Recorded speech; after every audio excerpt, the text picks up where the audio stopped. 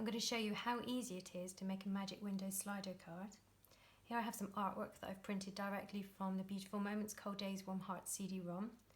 Some circle toppers, as you can see I've already used some of them, a circular design and the A5 card.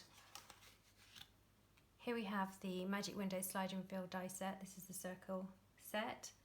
We have the circle slider, tab slider, crop circle, circle die, donut and brad. So let's make the card. I'm going to take the circle slider die. And you'll notice there's a triangle and rectangle. The triangle marks the top and the rectangle the bottom of where you're positioning for cutting. So I'm just going to place this centrally over my design. The dies can move a bit when die cutting, so it's a good idea just to, once you've got it in the right place, just a tiny bit of washi tape just to hold it there while you run it through the machine.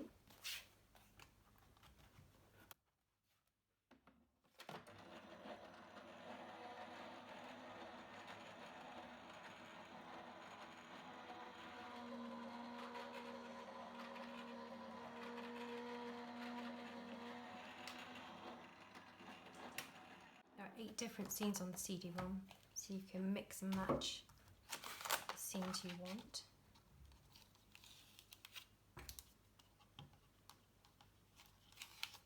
Let's pop the tape there because I'll use it again in a minute. Just ease that off. And you can see it's cut all of the angles that you need to make your Magic Windows card. Next I'm going to use the tab die. Again, you'll notice the triangle and the rectangle for the top and the bottom.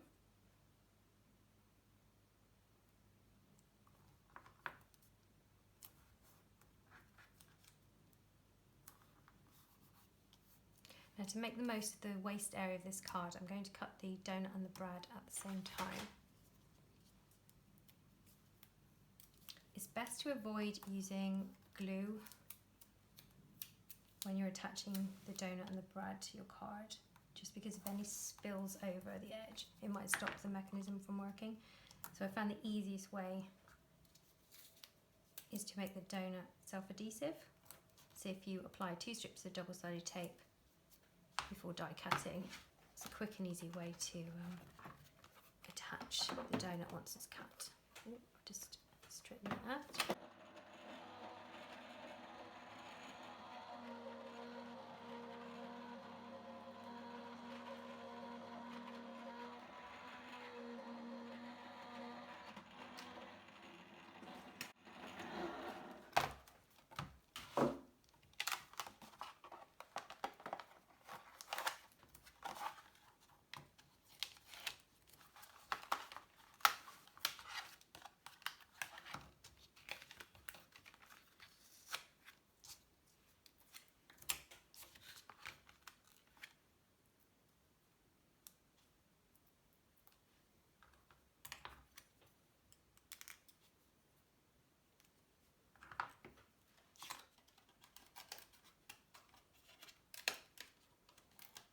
Ease this out of the die.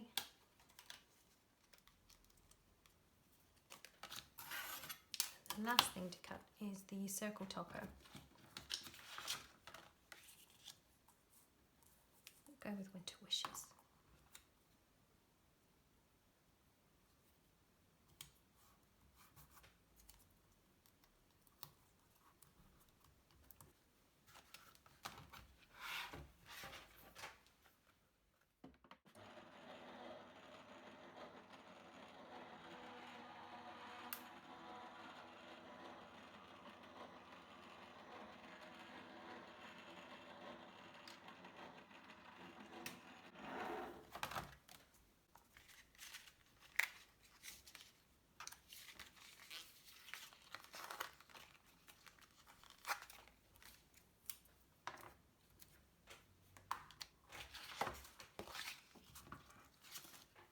So we have the 5 pieces we need.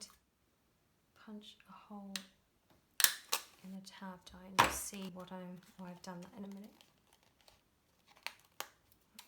What you want to do is you want to take the tab piece and place it behind the front piece and slide the tab through the curved slot.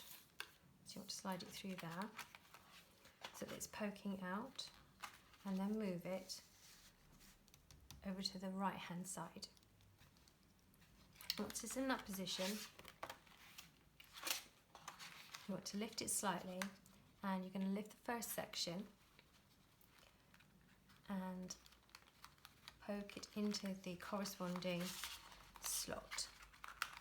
I quite like to rotate this slightly as I'm working around, and you'll notice as I'm lifting and slotting each piece, it makes an attractive star shape, which you won't see, but you'll know that you're connecting the pieces properly. You only have to do this for each of the sections, so 6 times. There we go. Turn the card over. That's where your self-adhesive donut comes in handy. Using 2 strips of double-sided tape also gives you a break point, makes it easier to take away the backing tape. I'm just going to attach that to the back. I'll take the brad. You'll notice there's 2 embossed lines on either side of the brad. I'm just going to bend in the arms. This brad goes back to front, so you want to take it through the hole, like so. Trying and do that centrally so that your arms are equal length. And then once they're through, pull them apart as far as they will go. And here it's a good idea to avoid using PVA glue, just because if it spills and goes through the 2 card sections, you might stick them together. I'm just going to use 2 small pieces. The arms of the brad.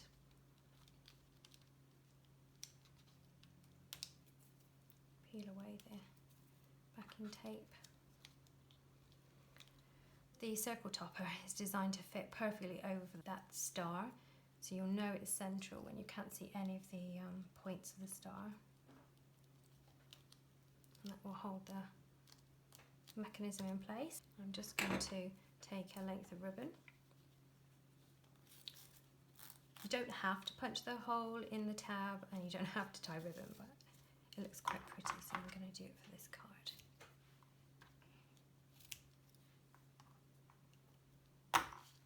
Almost forgotten to score up my card.